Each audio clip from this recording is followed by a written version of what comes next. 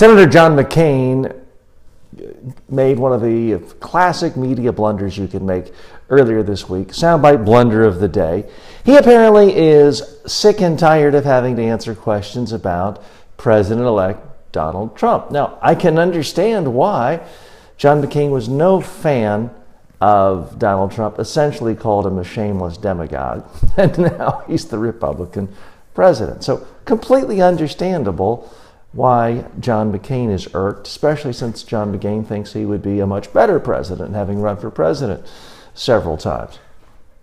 But here's the problem with John McCain's strategy. He started basically criticizing reporters for asking questions about Donald Trump. He's basically saying it's outrageous. Here's one of the things he said recently. On the 1st of January, I promised to start answering these stupid, idiotic questions. Well, by calling questions stupid and idiotic, you put a spotlight on them. Those are attacking words, therefore they're quotable words. Therefore, John McCain is drawing more attention to the fact that he doesn't want to talk about Donald Trump. If you don't want to talk about Donald Trump, I'll give you, stay tuned, tips on how to not talk about Donald Trump and how not to be quoted in the media about the whole issue. Here's what he told the Huffington Post of why he's so outraged. He says, because that's all the conversation is about. I've said everything that I have to say about him, and I'm focused on my job, which is defending this nation, not commenting on every move Donald Trump makes. Again, his blunder.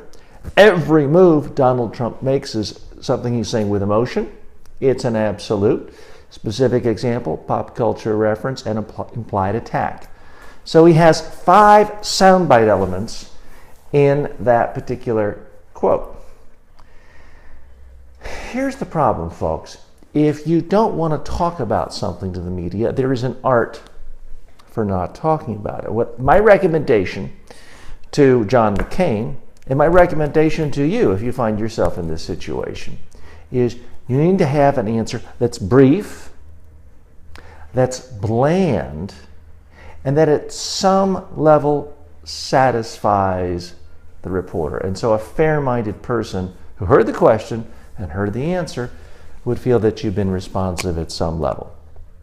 So if I were John McCain and I were asked about, what do you think of the latest Donald Trump tweet? I would say something innocuous, like, I don't know, we'll have to really see more when things come to light in January when he assumes office. Something like that. Or what do you think of Donald Trump's tax plan? I'd be happy to talk to you more once I learn more come January. Something short, one sentence, that isn't calling the reporter a moron, that isn't acting upset, that doesn't make a reporter and an audience envision steam coming out of your head. If that's what you want to do to minimize attention to the issue, that's my strategy.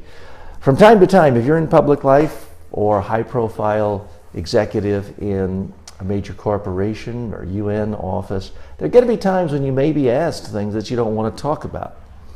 That's fair game. We can't control what reporters ask, but you can control your answer. If you act angry, upset, and attacking, you're just going to put a bigger spotlight on the thing you don't want. The secret, answer in a brief way, a bland way, and it just becomes a lot less interesting to everybody.